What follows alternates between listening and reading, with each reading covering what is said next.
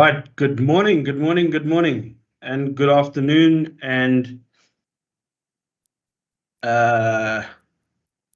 welcome to our panel audience, and welcome to everybody watching this live podcast, running this week from sunny South Africa. The weather's good, and yeah, we welcome our guests from all parts of the planet. And we hope you're going to enjoy this bumper session. We're not going to fit everything in because it's a bit of a crazy one today. So let's see how we go through. So the discussion today is about e-procurement, and we're going to be reviewing a couple of topics around e-procurement, why procurement is important, why to move over to the right e-procurement platform. And what does that mean? How does that influence the organization? And how can it add value to what you're doing? As I said, welcome to everybody. I'd like to welcome all the guests. Couple of rules for the session. Let me just move out the way here. This is your bucket list of platform technology. So through the inner circle, we're going to be handling a lot of topics over the next couple of weeks. Last week was a really great session around document management. Rules. There are no rules. Please take part. You can raise a hand or you can chat in the chat screen, and my team will relay the message to me. And then obviously we ask you to share with a friend, join our YouTube channel, and yeah, make yourselves at home and learn about KEY360. So obviously we're representing KEY360 as a platform technology, and we're enjoying the ride with all of our clients as we go. So without much further ado, our moderator today is Karat Ulofse. And as I said, we've got our audience listening from across the globe, so welcome everybody. Panel audience, John Schaefer, who is operations manager here with us, looking after many projects. Johan Mostert and Anzel Pinar in the trenches, looking after energy clients and mining clients and all sorts of others, manufacturing. So really exciting audience, and the right audience to talk about procurement. So they're in the firing line. So I'm going to put them in the firing line to start off the discussion, and talking about what are the primary risks in procurement. We know that procurement is a massive part of any organization. So engaging with external parties and transferring what we call designs or specifications into a physical asset. So let's go around the table. John? Costs. Definitely costs. I agree with that, John, but I feel that time in procurement is usually the worst thing that we are experiencing as a risk. Absolutely agree. The other thing is also supplier reliability. Yeah, so I mean, all of those are critical issues, guys, right? So time is obviously the killer of procurement, and we see in major organizations and major projects and even supply chain organizations, the time to procure is really damaging, and the time to procure is often damaged by the input of the organization in terms of documentation that actually goes into that procurement package.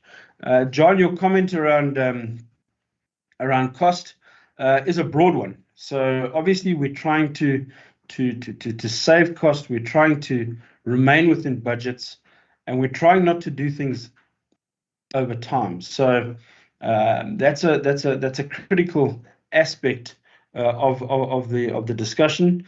If we're looking at a couple of items I've got on the screen here, the first one I've listed is poor input. So managing the input that is used in a project is critical. And if your e-procurement capability doesn't stretch all the way back into scope measurement and documentation and specifications and templates, you're actually going to be delaying the work that's done on the projects. And then we get to the next one, which is change management, the cost of change. So as we move down the project life cycle, we're going to have a look at that in a second.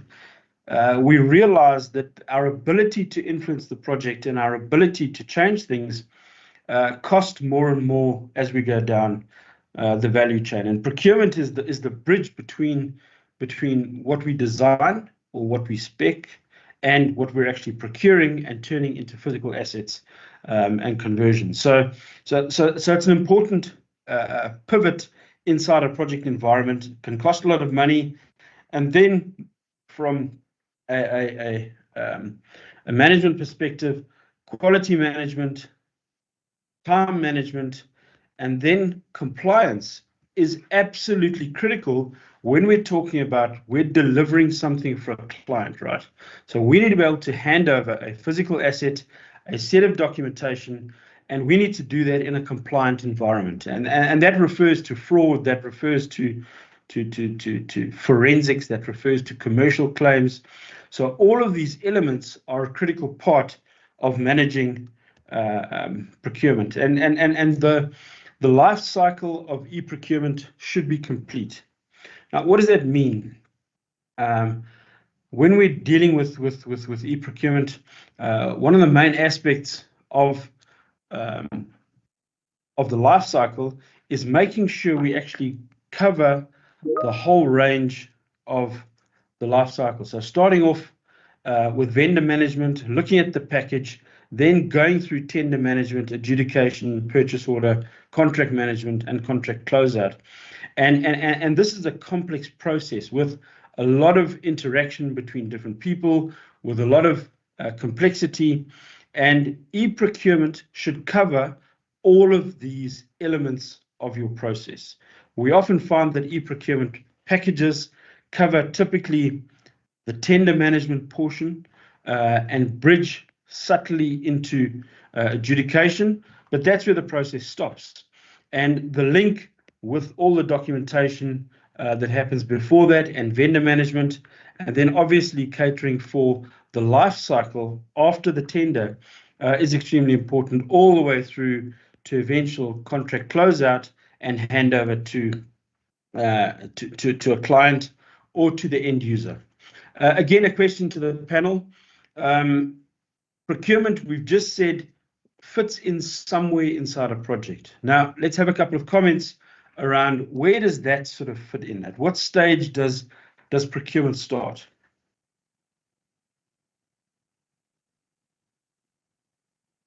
Johan, can we start with you? Why not? So it basically starts with your initiation phase. That's where I see it, because that's where your need for procurement actually starts with, based on the project requirements. And then secondly, then it's obviously your planning phase, because now you need to start planning what your procurement and how you're going to do your procurement. And then your execution phase, as well as then monitoring and controlling of your procurement processes that will be highlighted and initiated from the beginning. And then obviously where the closure phases are. I mean, all those areas in a project knowledge area is affected. So, yeah. Yeah, so what I take from that, Mosi, is that from all of that you described there is in the PM book as your stage gate model or your gateway model, from the beginning up until the end is where you define your procurement and how you're going to initiate and do and execute and close out your project from beginning to end, which is crucial for procurement to work effectively. Yeah, I mean, procurement overall is responsible for acquiring your goods, services, and resources. It's right there in the beginning, and it's crucial throughout the project. Yeah, it's actually pretty crazy when you start looking at procurement as a discipline. It seems to be hidden away but it forms a critical part of the whole value chain of the project.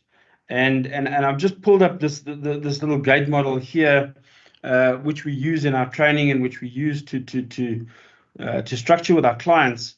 But effectively, what we've got is the portfolio team managing the entire life cycle of either the organization or a project portfolio, and then running projects through the idea, concept, pre-feasibility, into feasibilities, and then obviously the execution where the physical procurement can take place. Now we've got some contracts happening at each of these steps, but our primary conversion of designs into construction and into fabrication happens in the execution phase.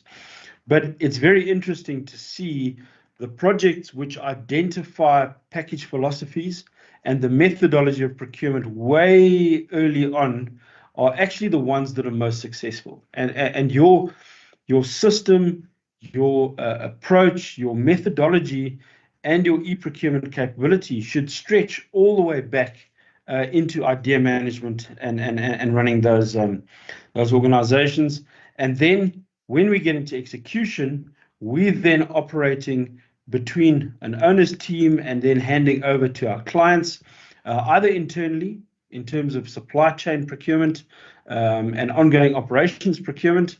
But in this specific case, capital projects, we're into making sure that we're actually converting development and design work into physical assets with vendors and contractors, and that conversion happens in the procurement area. So this is where procurement fits into the model, and we say procurement converts ideas and paper in terms of design and ideas and drawings and specifications into physical assets. And that's where the flip happens. Now remember, with physical assets comes a whole new ball game of risk and complexity. So maybe just a question to the audience: what happens when we start moving away from design in terms of cost and risk? Ansel. Just repeat the question again, Stephen, for me, please. When we move from a design into a procurement cycle, what happens to cost and risk? I mean, what is the risk of actually transferring that from a paper asset into a physical asset? So as soon as you get into the procurement phase and translating something from ideas into physical aspects, you have two major components, which is your risk and your liability, as well as your quality of work. So as soon as you think of ideas, you don't necessarily think of the physical aspects. You don't think of the risks involved on getting that physical aspects. You don't think of the quality or the necessary assets that you need to acquire in order to make your idea a reality. So risk is 100% a thing that can either go very well for your idea to physical asset, or it can go very wrong, and then the quality in your idea will fall flat and the execution will stop. Right. So I mean the conversion of the life cycle happens here at procurement, right? So we're actually traversing that bridge, and as we said, what happens to risk? And I've just pulled up this little slide here, which demonstrates our ability to influence the outcomes of the procurement, the physical asset that we have, actually decreases over time as we progress with the project. Our costs increase and our risks increase, right? So as we convert from design into physical execution, our risk profile increases, and your e-procurement capability and your procurement capability must be able to cater for that. And obviously your diligence of control must increase while we're moving through that process. Now, the cost of change is one that I've highlighted here, and I can't stress it enough, because the upfront work in terms of procurement determines the amount of change that we're actually creating in physical assets. Okay. Now, your procurement capability, and especially your e-procurement capability, must be able to handle the quality of the inputs and then push it through the environment to a stage where there is absolutely as little change as possible going down the life cycle of the project. Now, quick question to the audience. John, let's start with you. Why would we move to an e-procurement platform as opposed to doing it in the good old-fashioned way with documentation and sending out a pack of information, and more importantly, expecting our contractors and our vendors to send us back 5 printed copies of 10 lever arch files to be able to send us the information? I would say to streamline our purchasing, Stephen, improve our efficiency while reducing our costs. I mean, it's just the better way to go. Right. So there's an element of cost saving. Yes. Because we've got digitalization, we actually can do this a lot faster. Anzel? Yeah, I think just as from the newer generation speaking, is digitalization is the way to go. You know, you don't want to think about the old mentality of carrying around huge ass files into the tender office to get your tender approved. Like you want everything seamlessly and working efficiently. So digitalization of your procurement is the way to go. It just makes it easier for everyone. You make a good point. So delivery of those tender packages in a portal or an email environment is very important. So people don't have to drive into a tender box and deliver those packages. In terms of the cutoff times of tenders, in terms of the physical distance of location. I mean, you can access different vendors because you've got an electronic method of receiving those items. So agreed. I mean, the benefits of digitalization are significant. The second point I've got here is the pure volume of data and workflow, right? So the number of people that you need in a purchasing office can be reduced dramatically when you have an efficient e-procurement capability. So you can see in the screen behind me here, it's a very complex domino puzzle. And this is exactly what procurement is. And we see this with our clients who aren't managing workflow efficiently.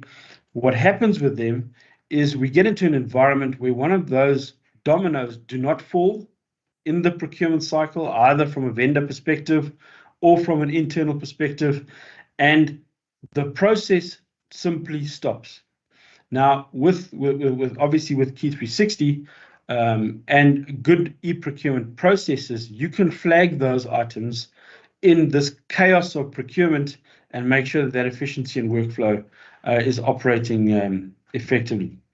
Now, Johan, let's talk a little bit about accuracy and audits and compliance, because we're dealing with a client at the moment who's been handed over a biomass energy plant, and as part of the procurement process, they just haven't got all the deliverables that they need. So the audits have been done, they haven't got the information, they can't run the plant efficiently. Talk a bit about what your experience is there. I would first of all say it's because I don't think they've used a centralized system in order to have the correct stakeholders involved. And because your stakeholders is so important, to have the correct people. We have your design engineers, you have your procurement, your supply chain, your project manager, and some of the directors that are involved, especially your cost control people. And I don't think all of them were involved in this. So everybody went their own way, and just deliverables started going in the wrong direction, which then communication leads to losing out on valuable information that is required for a final deliverable at the end of the day to site. Yeah, so the dominoes haven't fallen, and I mean the cost of that procurement has now escalated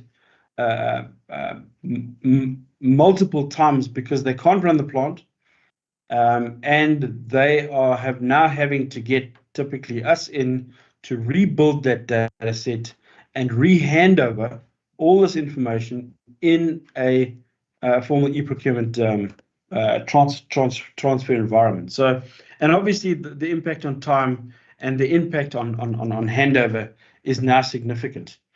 Where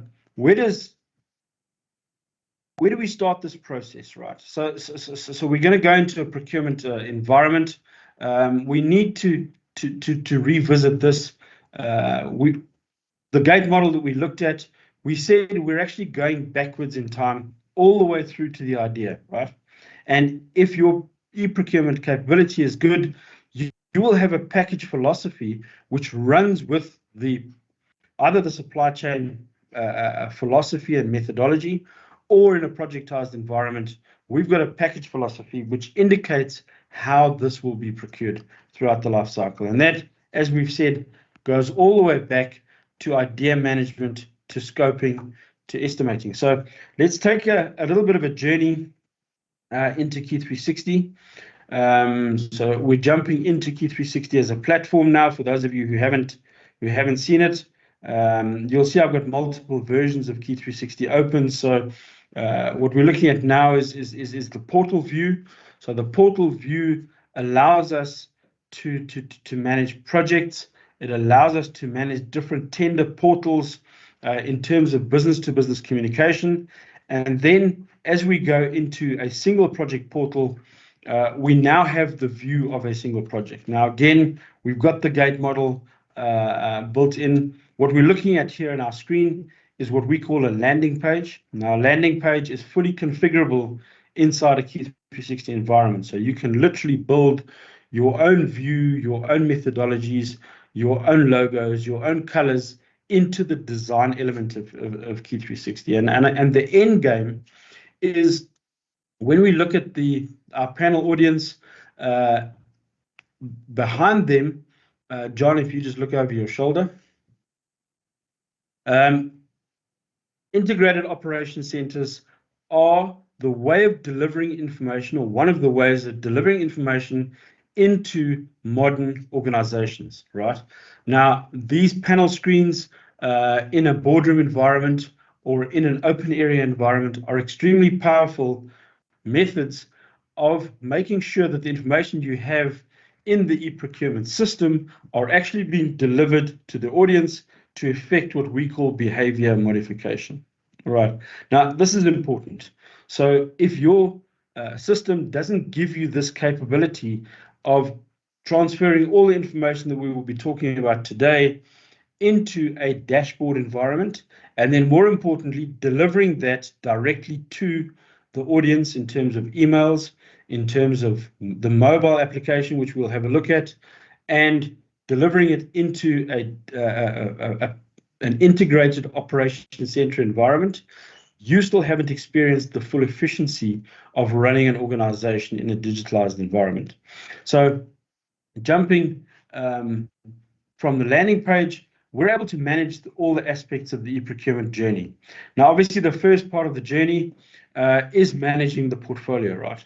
So from idea management, and this is our menu system inside KEY360, or one of our menu systems, the easiest way to access information in the platform is through the horizontal menu across the top, designed around your specific role on the project. So you'll see down the bottom here, I'm logged in as an administrator, so I can see pretty much everything.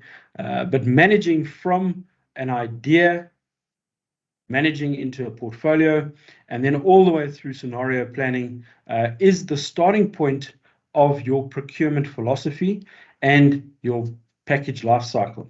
Now, this leads us into the next step, which is scope management. So at early stages, KEY360 allows you to actually design and deliver the scope items, whether it's 3-line items or whether it's 10,000 line items. Delivering scope and defining packages and defining package dictionaries is extremely important. Project charters all of that happens here. And then we get to the nuts and bolts of running a project, which is around the estimating. So let me jump into an estimate. So the two primary building blocks of putting together an e-procurement package is the document list. So being able to design the system around a standard set of documents, being able to manage that standard set of documents through a tracking capability. So you'll see here inside the platform, inside the e-procurement capability, we have the ability to design the specifications and the engineering and the other documentation and take them through a life cycle of development. Now, why is this important? Because this includes your quality management steps in that process. Now, we're going to look at the deliverables in terms of putting together a good procurement package, but effectively, we need documentation. We need a good estimate, right? So even an estimate in terms of bill of quantities, the ability to put this together directly from drawings, also built into the KEY360 engine, connected to the work breakdown structure of the project, which again leads to all sorts of other advantages, managing earned value and creating the golden thread of this information all the way through from packaging down into tender management, the portal where the vendors and the contractors interact, and then going into a procurement environment where eventually you can start managing contracts effectively. Now, the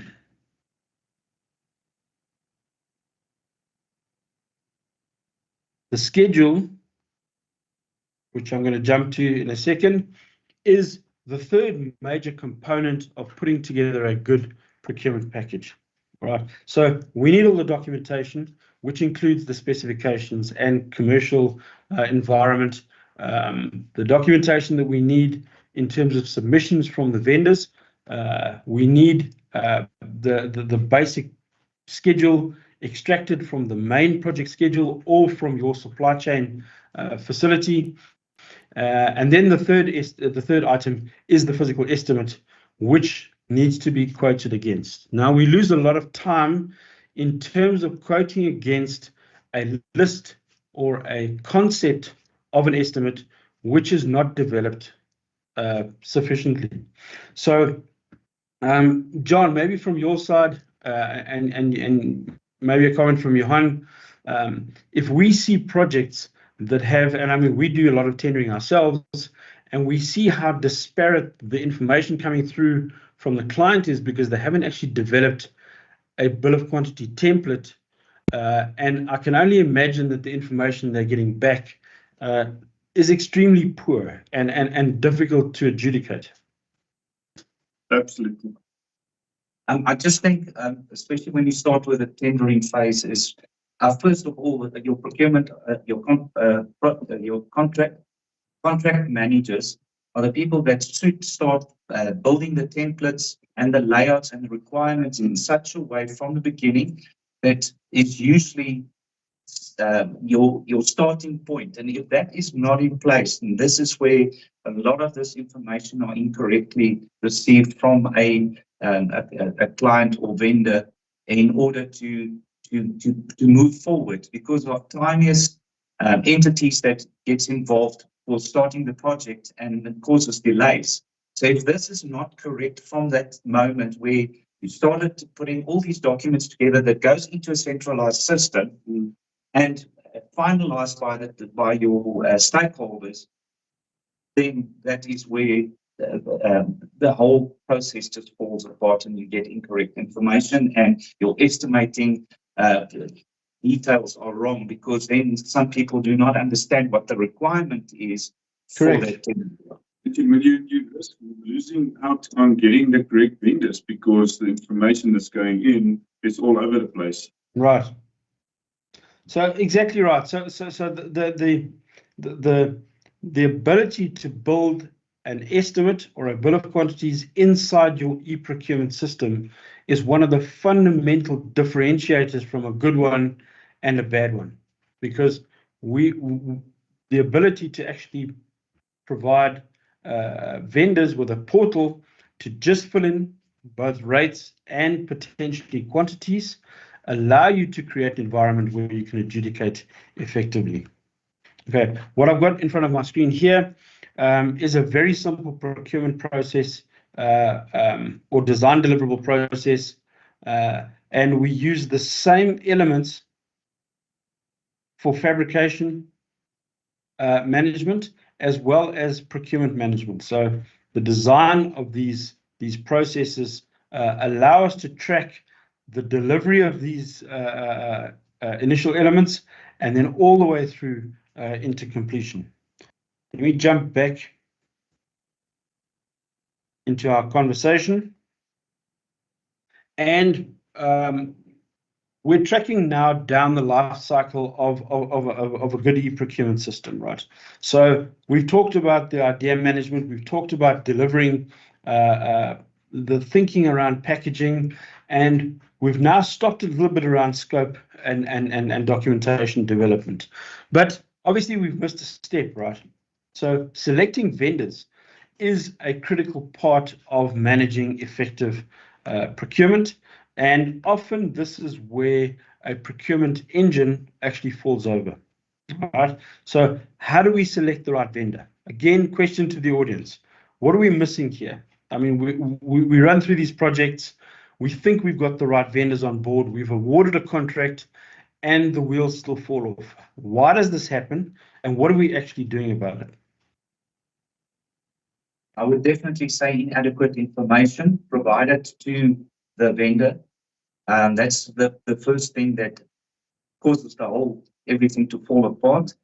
And then also by the scoring methods in your adjudication matrix, that during the audit process of that adjudication matrix, not all the ticks were correctly gone through by all stakeholders, or depends on if change management took place as well, and which is also a big risk in this project environment as well. So these are the most important things to do. So that's assuming we've selected the right vendor, right, Johan? So I think having the right vendors on the panel is the first step in the process, right? So we need our e-procurement capability needs to help us go through the process of selecting the right vendors.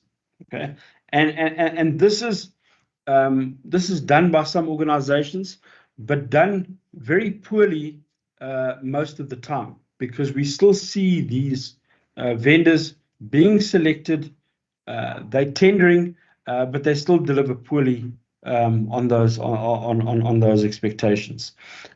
So we need the ability to list potential vendors. We need to be able to identify what they're actually good at. So it's not just an open tender environment, right? We need to be able to understand what they're good at and make sure we're auditing all their information. Now, a good procurement portal will allow you to actually connect directly with your vendors, and then they will be able to provide that information and updated information, because organizations change, right? So you need to be able to review that information when you're actually busy with the adjudication process and say, what projects are these people busy with? What is their capacity? What are their reviews? Have they got any issues from existing vendors?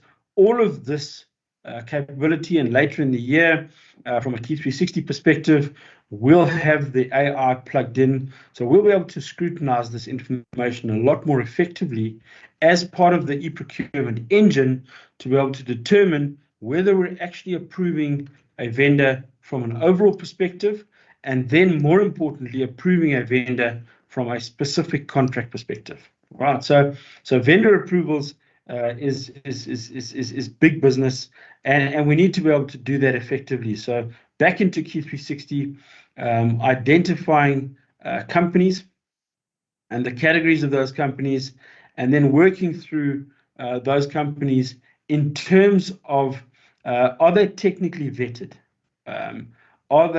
Do they have a capacity vetting? Are they actually in approved state? And how do we actually manage those organizations? So again, this is dummy data, so please don't worry too much about that. But effectively running through the information of an organization and making sure we're actually running through that process is a critical part of managing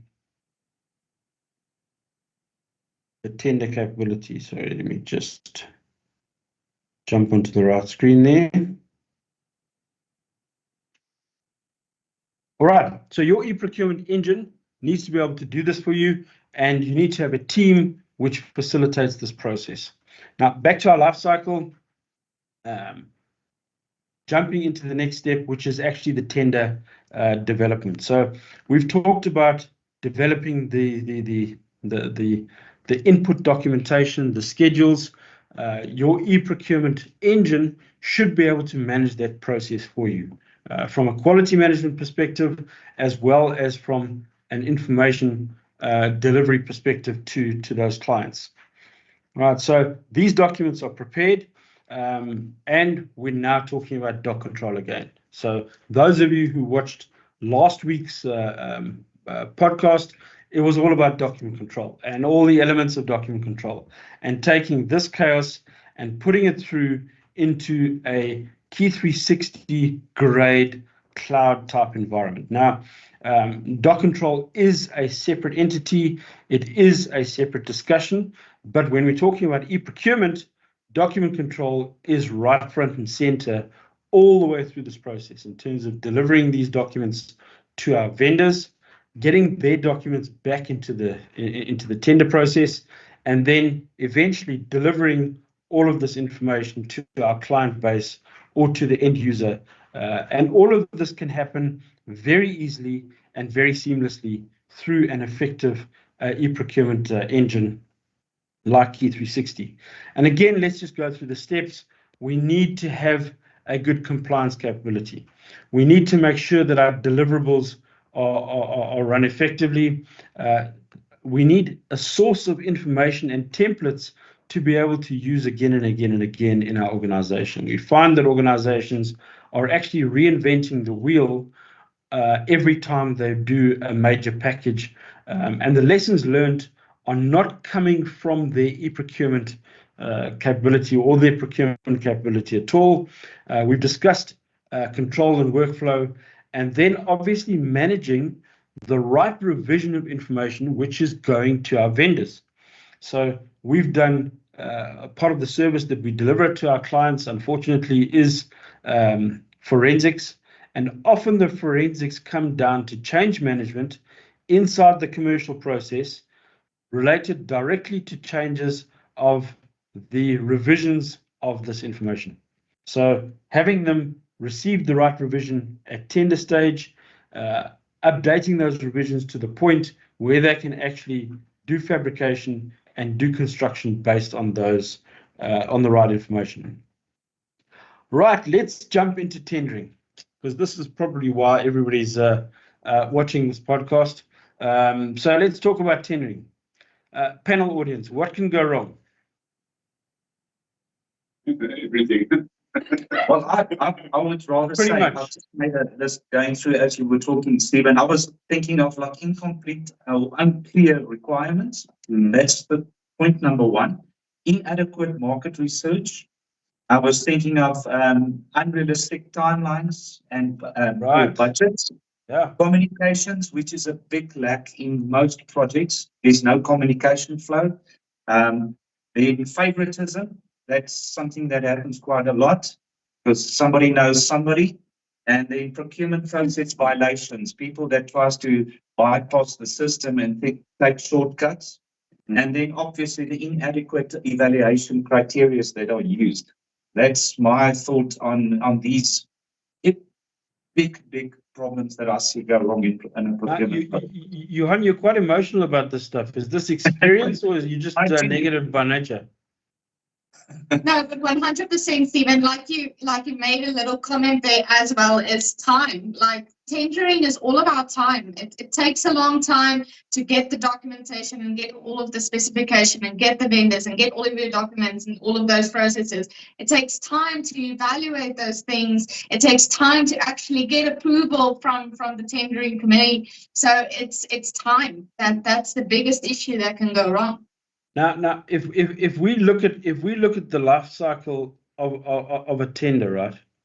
Now we prep for that tender, okay, and then we adjudicate, and we need to get to the point where we actually place an order, okay. So if we can expedite this portion and this portion, we allow more time for the vendor to actually tender effectively, right? Okay, so this influences our whole project life cycle, and imagine doing all of this again. And we see this often on projects where the tender is flawed, retracted, and we actually have to go through this process again. And often this is part of the governance of running tenders. So you can't get around it. You've actually got to start the process again.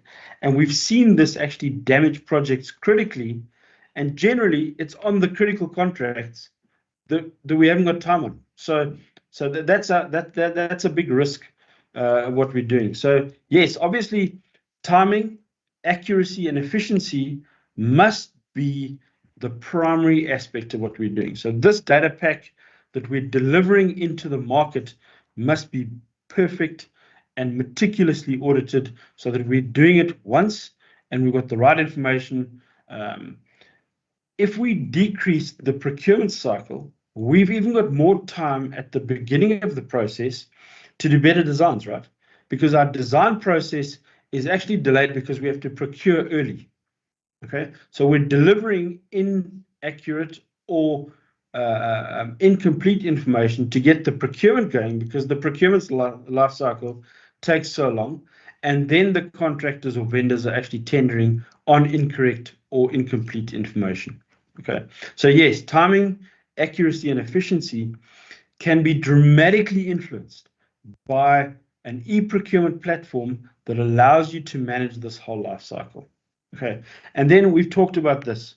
We need to be able to deliver documentation, pricing, and schedule. We need to be able to now run through these separate processes so that we can get to a point where we actually decrease vendor frustration. Okay, now all of us have seen, especially in our context, I'm saying in the South African environment as well as in the US environment, some contractors just refuse to tender for some clients. And we're sitting with a situation in the US where you really get too few tenders in to be able to react to that in some areas. Okay, and your tender process and your e-procurement capability can actually influence this directly in terms of submissions. All right, so how does tender submission work in KEY360? Right, we've got two major portals that facilitate this process. The one is the email submission portal, which is quick to set up. Drop information, the vendor gets an email, they can respond directly to those submissions through that email, and they don't have to do a lot of investment into delivering information, and this information is received by the organization or by the project team and facilitated through the process. So email submissions are a really cool way of doing e-procurement quickly and efficiently. And then we get to the next portion, when we get to our bigger contracts, where we get to our bigger vendors, where we get to full bills of quantities, where we get to technical and commercial submissions, that we need a procurement platform that is portal driven. Okay, and fortunately KEY360 is extremely portal driven and allows us very easy business-to-business communication, and that not only in the tender phase, but facilitates the process of contract management all the way down the life cycle into closeout and handover of these contracts. So what we're looking at here on the screen, and we can jump in actually to KEY360 to have a look at that. Right, so let's jump into our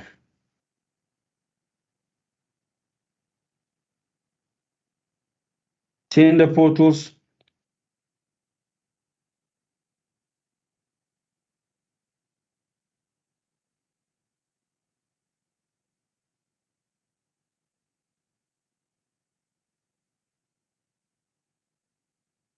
Right, so I'm just navigating around here. That's our adjudication matrix. So tender portals are extremely important. Tender portals are designed around simplicity for the contractor or the vendor to be able to deliver this information efficiently as part of the tender process. Now, the one aspect is obviously document submission. Okay, so document submission in KEY360 facilitates a drag and drop capability directly into the platform. So anything that is in yellow, you'll see I'm highlighting over here with my fancy pen. So we have the ability to provide vendors with a submission portal, and they just need to complete the yellow spots. So if they're a document, that little green arrow down there signifies a document. Okay, so obviously all the documentation required by the tender is designed and listed into the portal, and the vendors can literally drag and drop information into these yellow items. On the financial side, vendors also have the ability to adjust the rates, and if required, if the tender requires them to do that, the quantities for that tender. All right, and we have the full bill breakdown capability inside KEY360. So we can provide vendors with a very easy transactable process of submitting their information and then submitting this information within the required time periods. We've obviously got data tracking and workflow tracking around this. We can lock these portals, and the vendors are then locked into that situation, and then the process of adjudication can take place. So once we've got this information, now again we've got an e-procurement capability. All the documentation is in KEY360.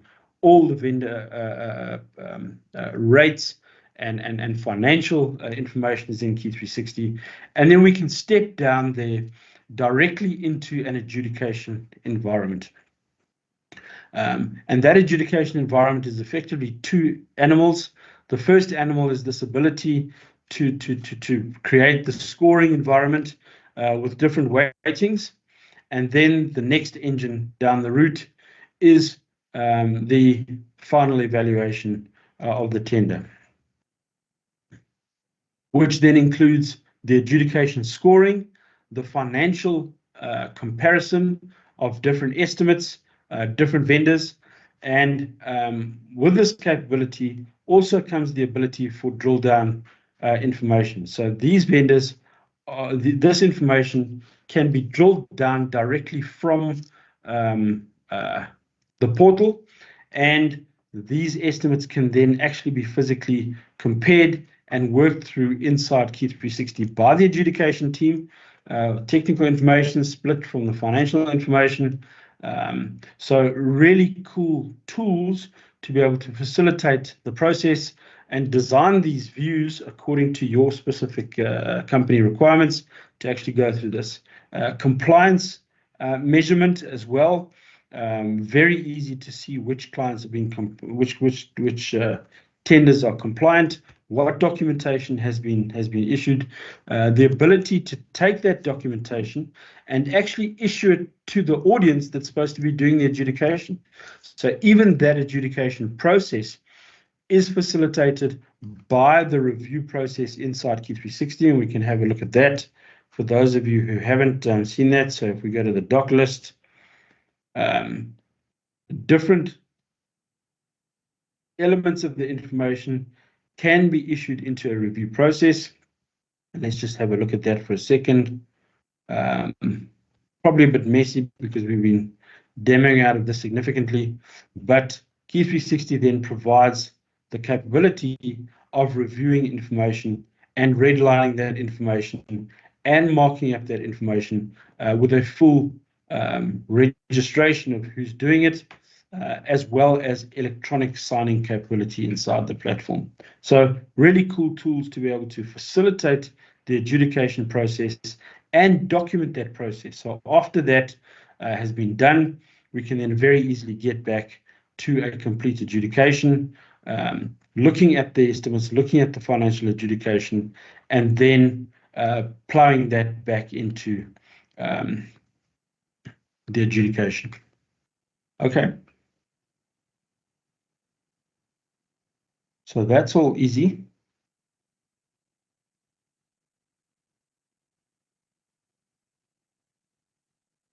All right, so we've got the email portal, which provides clients with the email address that they can submit email information, but we also have the submission portals which facilitate access to this information. Stepping through the process, adjudication is not the final step in an e-procurement system. Okay, so what's really important is what are the other elements of the e-procurement portal after we've gone through the pain of tendering, and now we get to the point of contract award. All right, now contract award is actually extremely easy if you've got an e-procurement environment, because all the information is already exactly where you need it. So that portal, which was the tendering portal, then becomes the contracting portal for our contractors. Okay, and they then have access to that from their devices on site. They have access to the documentation. They have access to the drawing registers.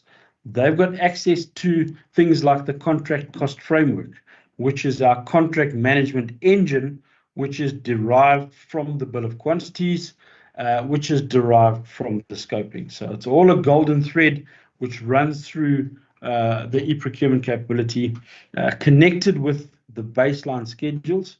Now, we know that baseline schedules are notoriously bad when we get to a kickoff meeting and we're trying to execute the contract, and the scheduling is simply not up to scratch. If it's designed into the e-procurement portal, the baseline schedule can actually just be approved as part of the tender process and adjudication process. So structuring this effectively and designing these into the KEY360 portal is absolutely critical. And these schedules can be managed inside the platform as well, into a contract management as well as a change management environment. So truly end-to-end portal capability for our contractors and allowing them to manage that effectively. Now, maybe a final comment from our audience in terms of contract management. We haven't got a lot of time, so just give us a comment of what you've experienced on the other side of the wall. So the other side of the wall is the purchase order, right? So issuing the purchase order, and then what happens? I mean, kickoff meetings, minutes of meeting, all of these elements need to be managed inside a structured environment. Ansel. Yeah, so as soon as you have your purchase order and your contract ready, what I've seen from companies is when the work gets done, or the work gets done, but it's not really up to the standard because of their specification on their drawing that someone actually signed, but they didn't sign properly and it didn't get distributed to the correct people. So the scope of work changed or the specifications changed. So then you got a purchase order which you need to pay for work that's done, but it's not actually up to standards. Now you need a change order and a change contract in order to rectify what you actually need to do in your schedule or in your execution. Right. So in about 10 seconds, it's not matching. Yeah. So in about 10 seconds, you've listed a range of systems that should be in your e-procurement capability, right? So cash flow, invoicing, your change registers. We're going to jump into KEY360 and just have a quick look at that capability. So let's have a look at the different elements. So quality management, the ability to manage QCPs and inspections and punching, risk management, fabrication management in terms of tracking. We've seen that. Construction management in terms of queries, in terms of instructions, and then full commercial management in terms of managing change inside a contract environment. So, and that leads us all the way down the rabbit hole into daily diaries. So site delays, plant and equipment, staff attendance, all of these directly influence the performance of a contract. So they should all be part of a formal e-procurement capability when you're running effective contracts.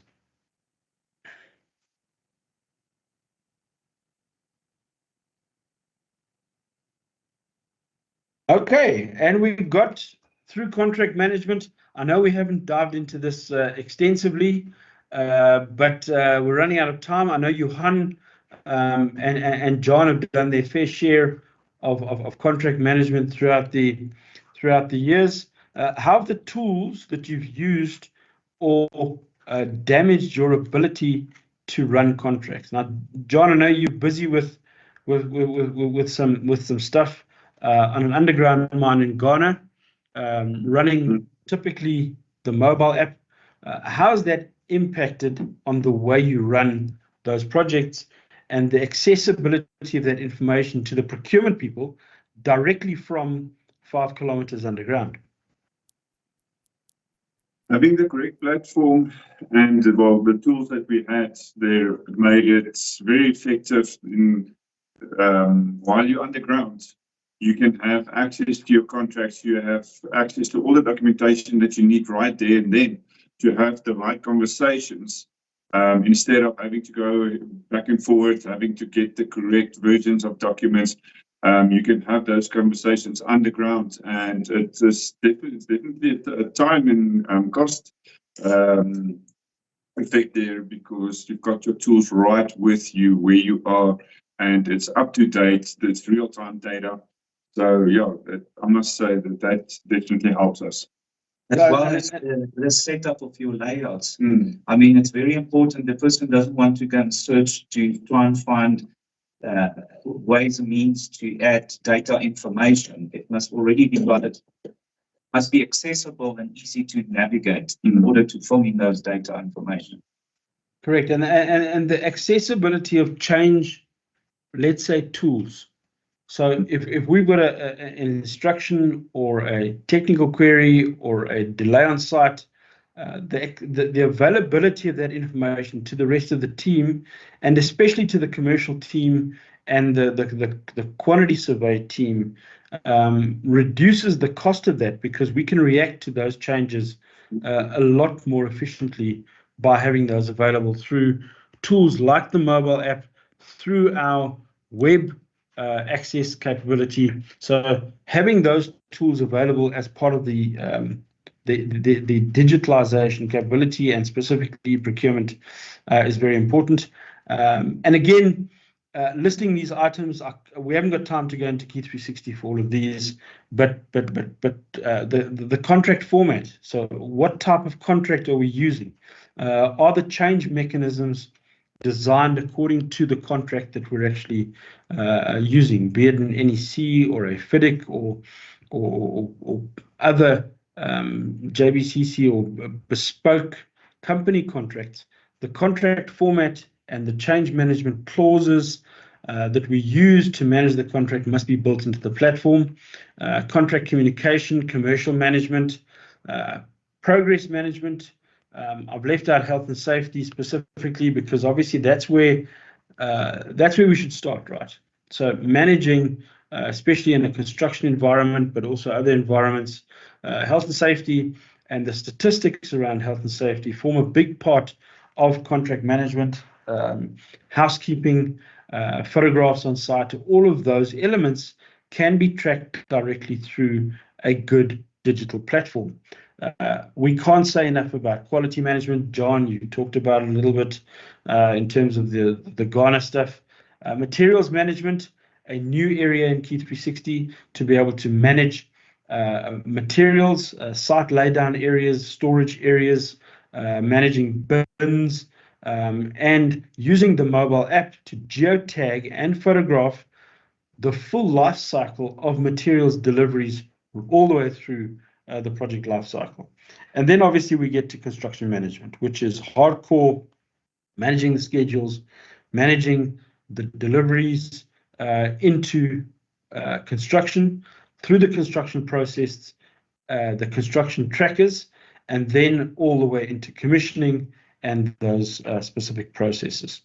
Right, and that sort of closes out our e-procurement capability, and then obviously the ability to hand over all this information into the client, right? So now we've got thousands of documents and information that needs to be transferred, latest revisions, redlined drawings, etc., can all be facilitated through the KEY360 platform into the delivery of the client, which gives them the ability to manage their capability and contracts. And then we're back to where we started in terms of running integrated operation centers. So if you have even the smallest organization benefits from running dashboards and managing procurement through a fully digitalized e-procurement environment, and then developing bespoke dashboards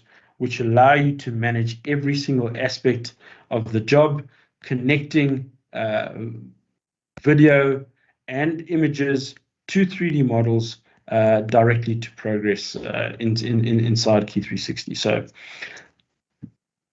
integrated op centers at every level of the organization is effectively what you want to achieve with your e-procurement capability, to make sure that we're not losing time, we're reducing the cost of change, and we're getting to where we need to be in terms of e-procurement. And we're into Q&A. So any comments from the audio, from our panel? We also welcome any comments from the audience online in terms of asking questions. So let's give it a couple of seconds if we have any queries. Otherwise, please be in touch. We can review these slides as well as the KEY360 demo online with you, and we look forward to meeting all of you. So any questions?